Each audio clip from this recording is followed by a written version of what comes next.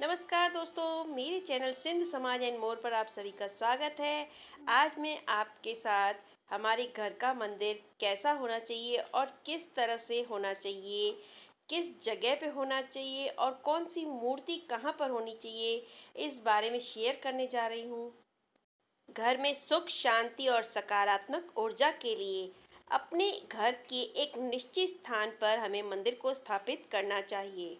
मंदिर के आसपास साफ सफाई का विशेष ध्यान रखना चाहिए और सुबह शाम पूजा करनी चाहिए। पूजा घर में भगवान श्री गणेश जी, माँ लक्ष्मी जी व माँ सरस्वती जी की खड़ी मूर्तियाँ कभी भी ना रखें। मंदिर में इनकी हमेशा बैठी हुई मूर्तियाँ ही रखनी चाहिए। घर के मंदिर में हमेशा बैठे हुए हनुमान जी की मूर्ति रखें। साथ ही मंदिर में एक से अधिक मूर्तियाँ किसी भी देवता की नहीं रखनी चाहिए।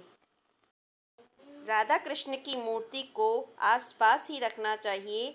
इसी मूर्ति को आप मंदिर के अलावा कमरे में भी रख सकते हैं, यानी बेडरूम में भी इसे रख सकते हैं।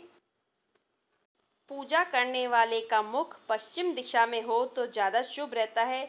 इसके लिए पूजा स्थल का द्वार पूरब की ओर होना चाहिए। पूजा घर में कभी भी अंधेरा नहीं होना चाहिए, बल्कि हल्की और धीमी रोशनी वाले बल्ब मंदिर में लगा देने चाहिए। आपको मंदिर से जुड़ी ये जानकारी कैसी लगी, कमेंट बॉक्स में कमेंट करके ज़रूर बताएं।